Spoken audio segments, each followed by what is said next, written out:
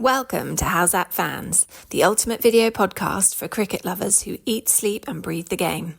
Whether you're a diehard fan of test matches, a T20 thrill seeker or just love the sound of leather on willow, this is your home for all things cricket. Hi, How's That Fans? My name is Trevor and today we have the great pleasure to introduce to you the founder and owner of Allrounder Cricket. Wayne, pleased to meet you, mate. Pleased to meet you. How are you? Very well, thanks. Good. You make me sound like a celebrity, I'm not. You are. In terms of cricket, you are. Really thank you first and foremost for allowing us to come down all the way from the UK to visit you here today. Really appreciate you taking time out. But I'm really intrigued about Allrounder Academy. How did it start? So, as any youngster, I played cricket throughout school. Really enjoyed the game, played cricket since I can't remember when. Ended up playing club cricket after school. And basically at the age of 23, I was playing for a club in Port Elizabeth, which is now Klebega. I was in a fortunate tragedy. I was in a big car crash at the age of 23. That sort of smashed my dreams of playing on a bigger stage. I then threw my life into coaching. I was very fortunate. The club where I was playing had a very established academy. I ended up coaching at that academy, and I just threw my life into coaching. Met my wife while she was doing an internship as a physiotherapist. We then made a life for ourselves, and I wanted a bit more. And with her by my side, I decided to take on the club. Introduced more cricketing programs to the academy where I was currently working or employed. I also took over the running of the club as a whole, used it for venue and functions, venue hire. And the Allrounder name actually started at the academy in Port Elizabeth. So what we did, we actually established a little sort of restaurant, if you can call it, and we offered food to the parents, and they came inside while the kids were busy training, and that coffee shop was actually called the Allrounder Coffee Shop. Okay. So that's how the name derived. And then I arrived, my wife got an opportunity to work here in Cape Town. I sort of followed the love, so to speak. Arrived in Cape Town in 2006, and then it was time for me to try and start up my own academy, which I did out in Fishhook, which is just down the road. And the name, I basically drew two circles. One was a cricket ball, and the other one was the sort of the planet. And I said to Angela, I'm going to call it the Allrounder Cricket Academy. And she said to me, why the two circles? And I said to her, well, a cricket ball is round, and the world is round, and I see it as cricket is part of also, not just preparing people to succeed in cricket, but to succeed in life. Right. And I think that's sort of the motto that I've stuck with my academy. It's far more than just enhancing skills, but also preparing people out there for the world and to succeed, regardless if they're going to be able to play on the bigger stage or if they're going to be playing social or recreational cricket. I always wanted players to continue, even after the academy, to still keep on continuing to play the game and play club cricket or social or friendly cricket. So when did you actually move the academy to this current location? So I first started off sort of earning my stripes. I was quite young when I arrived in Cape Town. I was 26. I was coaching the first team, the Fishhook Cricket Club first side. And then one of the members of Cape Town Cricket Club, where I'm currently and still very happy being part of one of the oldest clubs in the country. We're going to see him tomorrow, by the way. Yes, Mr. John Wilson. Yes, we certainly are. We're looking forward to that. Yeah, you'll enjoy it. Very similar to I would say to an English type of club, the pub, the surroundings. But I think. So they brought me on as a batting consultant to the first team. I also started up what was a youth cricket section, which you have all over at many of your clubs in the UK. And then after a few weeks, started to get to know players better. The current coach approached me and said, listen, I've been here for quite a while. We need a bit of fresh blood, and are you interested to take over the first team coaching position? So at the time, I was a little bit hesitant. I was quite young, I was 26. So I took on the job, really enjoyed it, and then I made the fatal mistake of actually playing, which I wasn't really allowed to, and against the wishes of my wife, according to my injuries and things that I've sustained. But one of the players got injured before a game. I strapped him on, and then ended up doing okay, I suppose. And then I ended up playing a few games that season and a few games the following season, and sort of got back into cricket. But then, as the academy grew, I ended up at another cricket institution, which is more the bat manufacturing side of things. Okay. I then opened up an indoor cricket centre and got involved with the brand, the cricket brand. And business happened, family happened, kids happened. My wife, she got involved in the business. Right. Her studying to be a physiotherapist and all that, she ended up having to join the perfect business. mix, isn't it? It was a good mix. Yeah. She gave a lot of input in terms of injury prevention and players, and finding myself in the nets more often, which is my passion. She was sort of the HR lady, if you can call it that, welcoming people, speaking to the parents. PR person. The PR, you need someone like that. Indeed. The PR. I just pursued the passion. Then, I was in Cape Town for a very long time as coach, then ended up being director of cricket and sort of looking at sort of all the teams in the league. Then we unfortunately had COVID.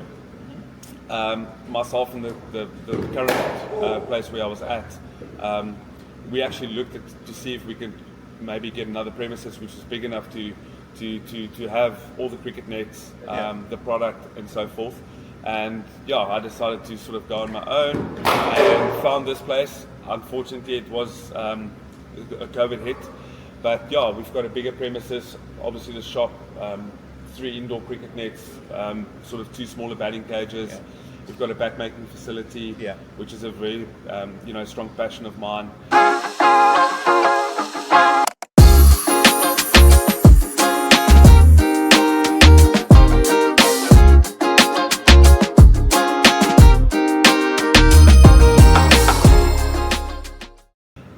And the academy just grew from not just being an indoor centre, but from servicing schools, having coaches out there, Right.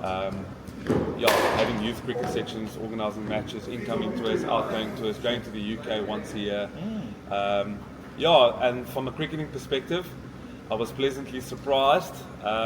They started up a veterans cricket. It's grown quite big. It's all over the world at the moment. Although it's something that's quite popular now in the UK. And I started playing veterans cricket. It makes me sound quite old, but Well, you don't look like a veteran. I ended up playing a bit of vets cricket. Yeah. I called it. It was a little bit of a second lease on life, so to speak. I ended up captaining Cape Town Cricket Club's vets team, which is like a T20 format, and then it became quite. It became quite more than friendly. Yeah. Then they introduced provincial colours. Right. And then once they introduced provincial colours, we actually had the first over 50s World Cup that took place.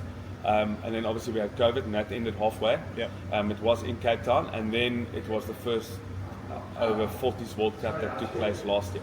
So I was very fortunate. I made the Western Province over 40s veterans side. We actually had Ashmore Prince as our captain. Sure. We went up. Wasn't he a lefty?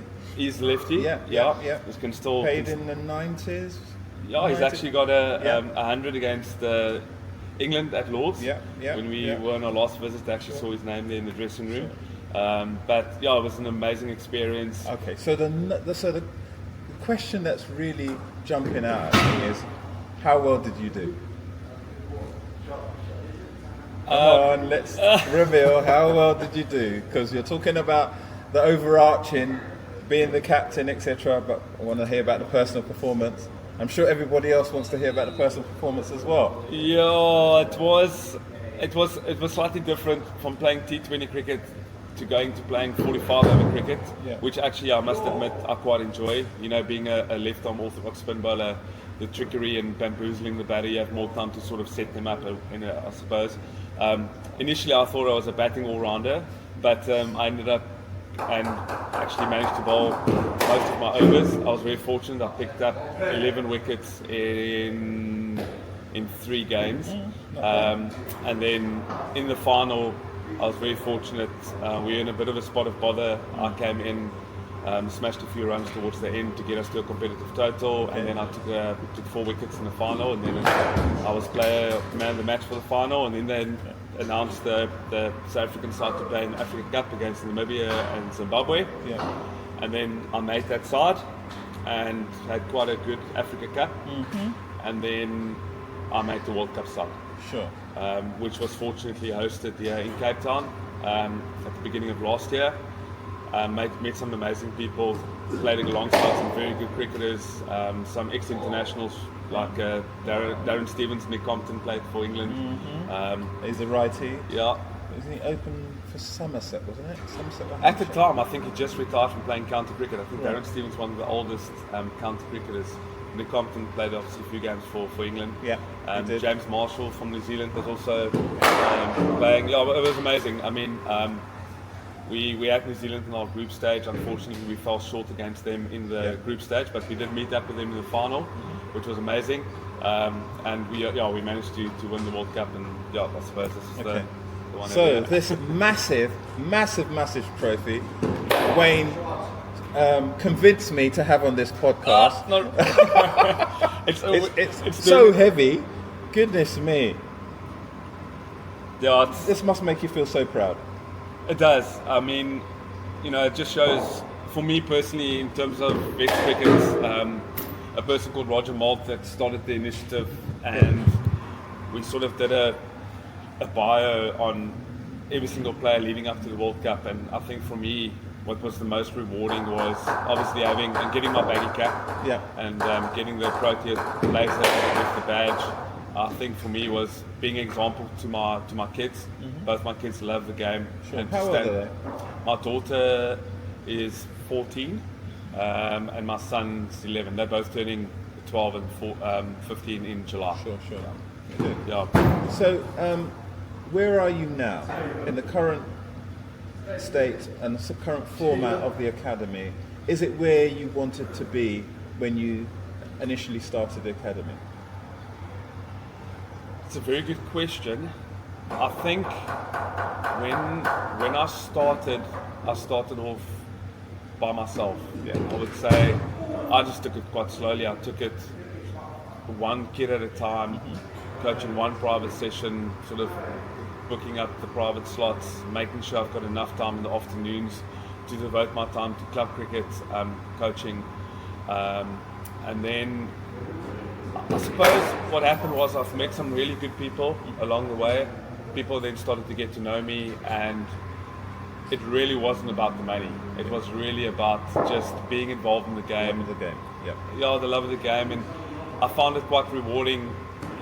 As I went along this journey, yes, I did meet some really good and talented cricketers, and some of them have gone on and represented at national level or provincial level.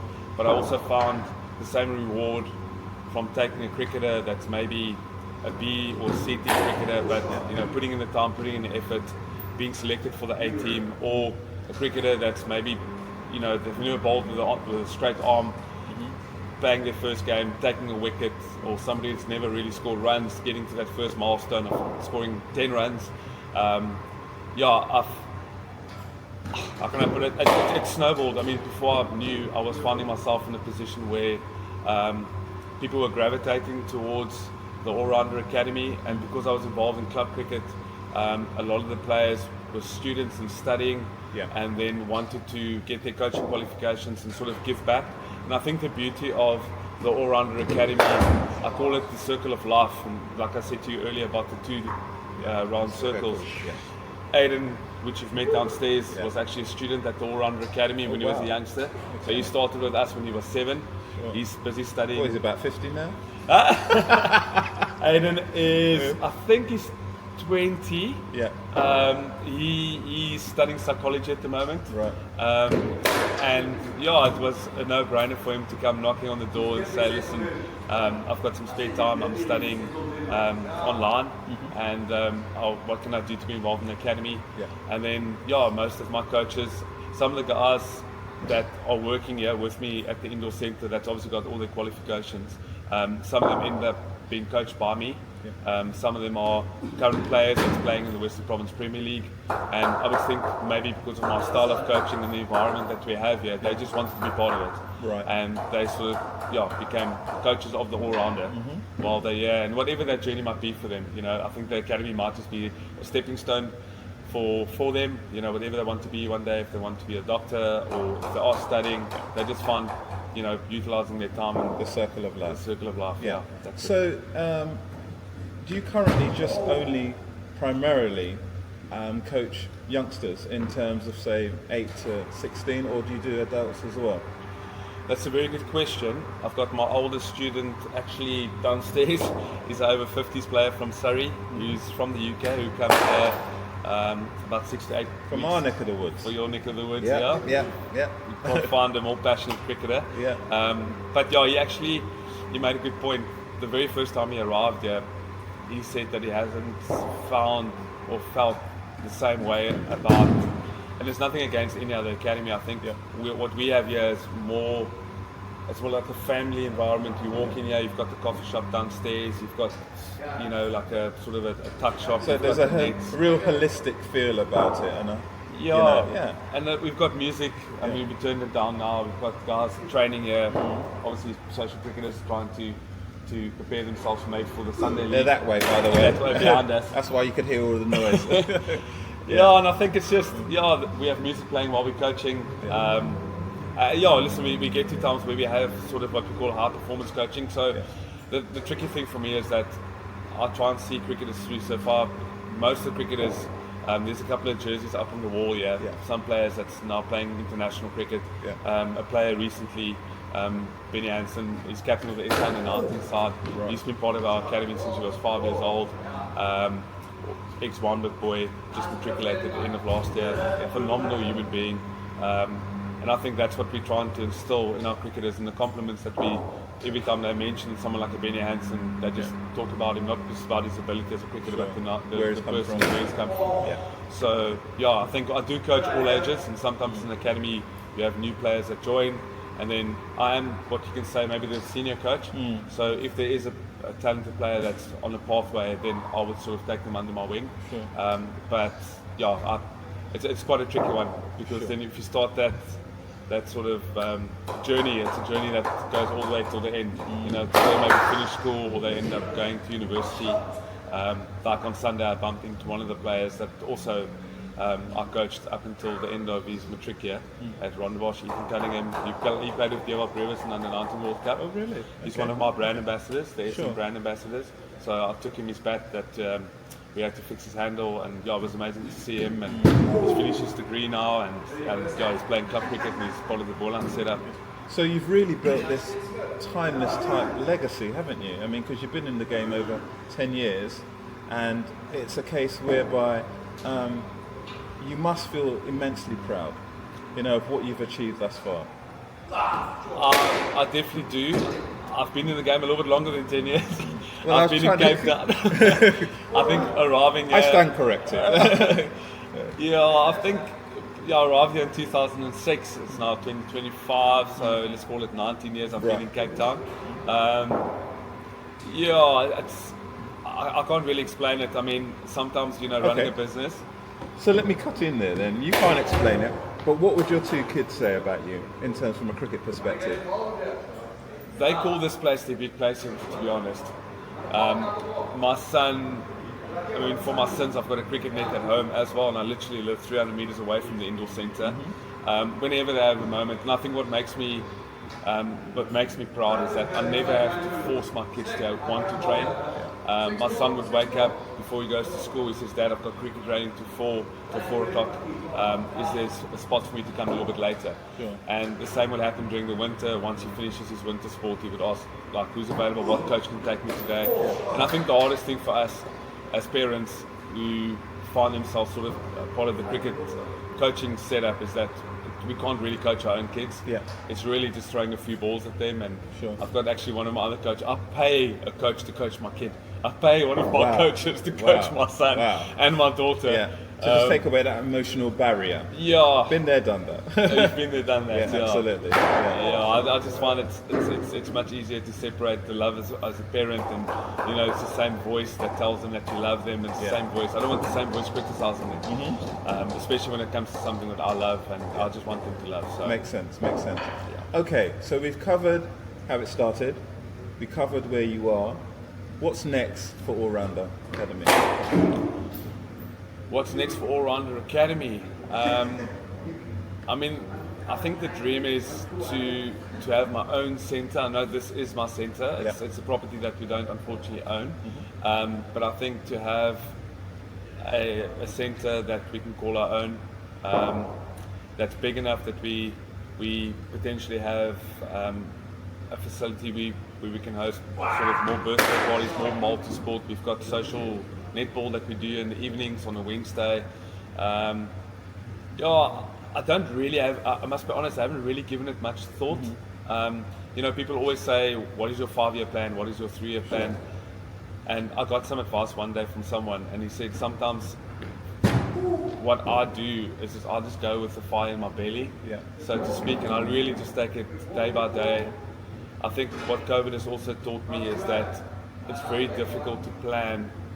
Taking over this facility literally during COVID, we've got a phenomenal landlord that gave us a little bit of grace, giving us 2 months to set up and find our feet. Sure. There is a plan in terms of a general plan, and that general plan is just to be an academy where people come and feel that they're at home, I would think. And you know what it's like when you're at home, you don't want to leave. Yeah. So I think that's the general plan. Maybe more tours to the UK. I've been there a few times. Really enjoy wanting to play players there and going to the home of cricket, so to speak. And then definitely want to make a trip to India, Sri Lanka. In terms of playing myself, the downside of it is that I can't be in the nets while I'm playing, so I have to forego that. I just want to try and coach as much as I can, try and learn as much as I can, especially on the batting side with all these different formats these days of T20 cricket, different batting styles, trying to stay part of the scientific side of it. Video footage, just do what we can. Well, you've done really well. I can see that. It's an amazing place. We've had the privilege of being able to go around, not only looking at the nets, but also the shop when we first entered the building. We've met your wife, we've met some of your colleagues, etc. And I could definitely say this is somewhere that I would like to come and train if I played cricket. I no longer do, but that's another story. But before we do go, I'd like to do a 5-over. So it's 5 questions, random questions. You did not prepare me for this. No, not at all. This was not in the script, but I just thought about it just now, in actual fact. Okay. So, first one. And it's a long question. South Africa, as a cricketing nation, is incredibly talented. Why is it that you haven't won a major trophy, in your opinion? Wow. I think that is a very good question, a question I would like to pass on. No, you can't pass on. I'll tell you. You have to ask that question. And I want your view, not the PC view. My view, I think it's a very good question. We've got phenomenal talent, especially in the Western Cape. We've got predominantly let's call it in the top 5 or top 6 in the country, the boys' schools. I think resources, it's a problem in terms of being able to identify all the talent. And I don't know why we're not winning trophies. I'll tell you what, tomorrow... it's not... there's a lot of people that would play this sort of political card in terms of selection, but I do believe that we do have the players, and also the players of colour that are selected. Like I say, the players don't put themselves there, they're selected to play there, and those players have proven themselves on the domestic circuit. I think the bridge between franchise cricket and then eventually into playing for the Proteas or the national level, I think we haven't got the mix right in terms of the experience. If you're looking at someone like a Derailed, for instance, he's probably playing his best cricket now. Where he appeared on the scene and everybody's like, Derailed, give him time, give him time. The same can be said about Aiden Markram. You know, Aiden Markram, you know, once he sort of gone back and found his feet playing franchise cricket, he was never really in a rush to, I read the article, he wasn't really in a rush to go back up. He would play for the Titans for as long as he needed to, and then eventually he got back into the Proteas setup, and he's been doing phenomenally well. And I think just getting that mix right and having the consistency. Do we have the same sort of mental aspect, I would say, as the Australians in terms of not fearing any team, packaging it on the day like the Indians do? That's the question. Are we a talented nation? Do we have the players to one day win a World Cup? I definitely believe so. I'm being very diplomatic here. Clearly. But,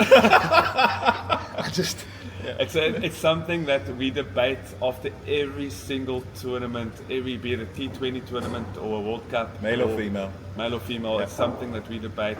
I'm desperate. I'm literally desperate for South Africa to win a major tournament. Get that monkey off your back. 100%. And I think when it does happen, then, and it will happen, it's only a matter of time. We definitely have the talent.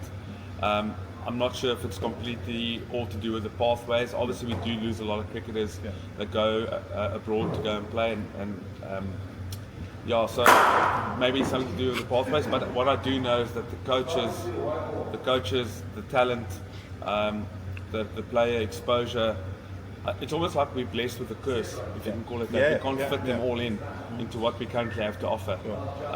And that's why I think the SA20 and having these rookie players coming through, what they've done in India with the IPL, I think eventually will pay dividends, and we'll see. So, thank you for that. Second question, over number 2. We had a taxi ride from the airport to our hotel. Funny enough, I asked the taxi driver what's his favourite sport, expecting him to say football, soccer, etc. He said cricket.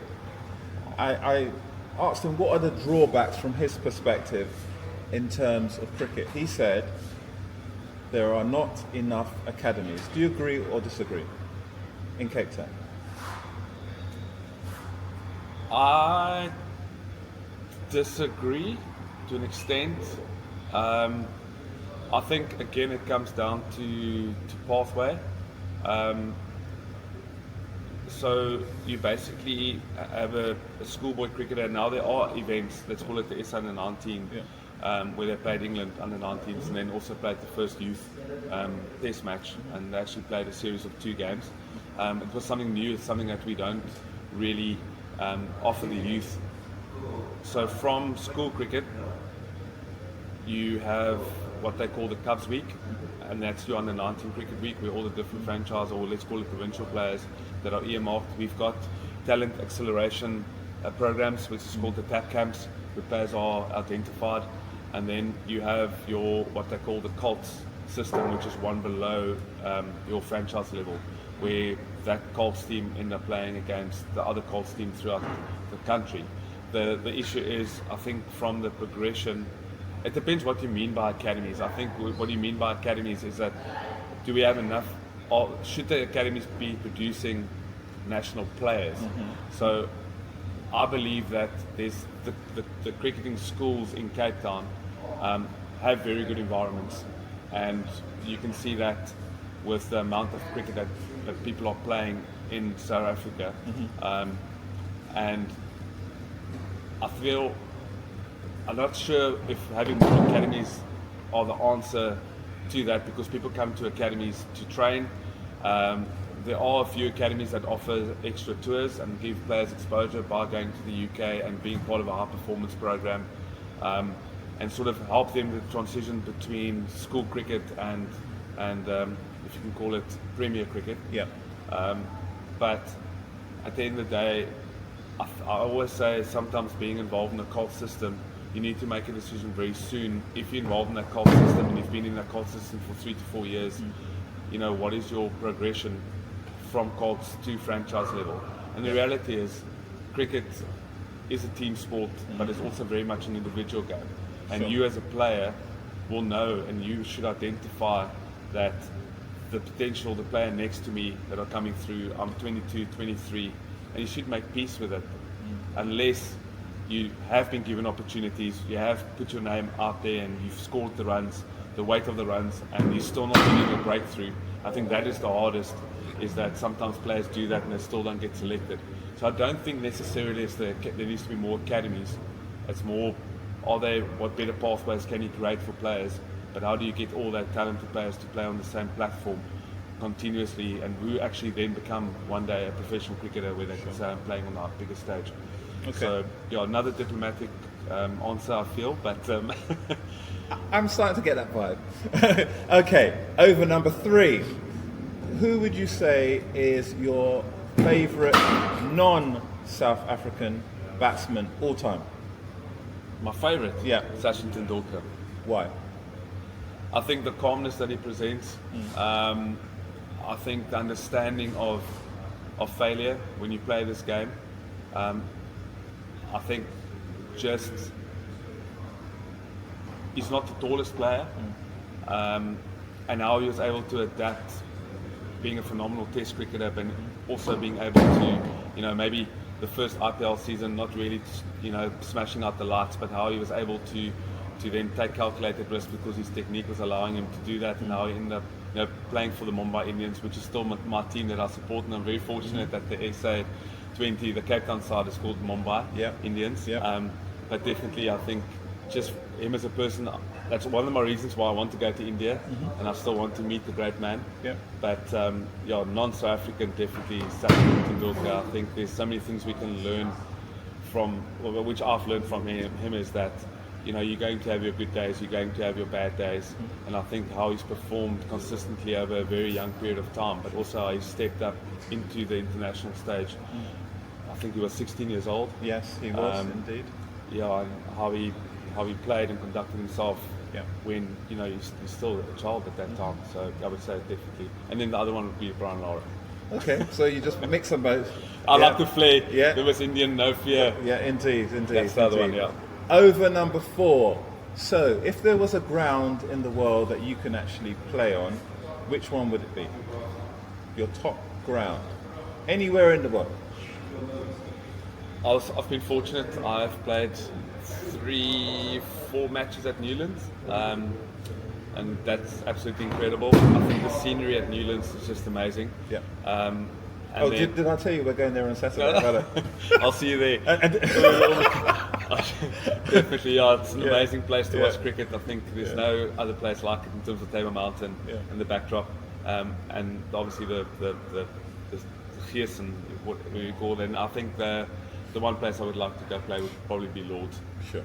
Yeah. That was predictable. Yeah. Okay, final question. Question number 5. Where can we get a good beer? A good beer? Yeah. Well, you've got to support the sponsor, I suppose. Castle Lager. Yeah. It's a breweries. Have you had a few since you've been here? Only one. Okay. I struggle to believe that. Yeah, indeed. Yeah, I would think there's quite a couple of craft beers around. Okay. There's one not too far down the road. Yeah. And then we don't have as many pubs as you have in the UK because we've got beautiful weather and people get to spend a lot of time outside. But I would say definitely you can't go wrong having a Castle. Sure. Wayne, it's been an absolute pleasure. Thank you. Awesome. Really is. Appreciate it. Story of my life. Indeed. Thank you. Thank you.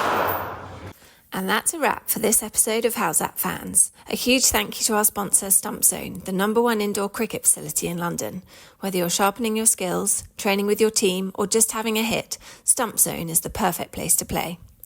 If you enjoyed the show, don't forget to like, subscribe, and share it with your fellow cricket fanatics. Got a topic you want us to cover or a question for our next guest? Hit us up on socials at howsthatfans or drop us an email at trev@howsthatfans.com. Until next time, keep your eyes on the ball, your passion for the game high, and remember, cricket never stops.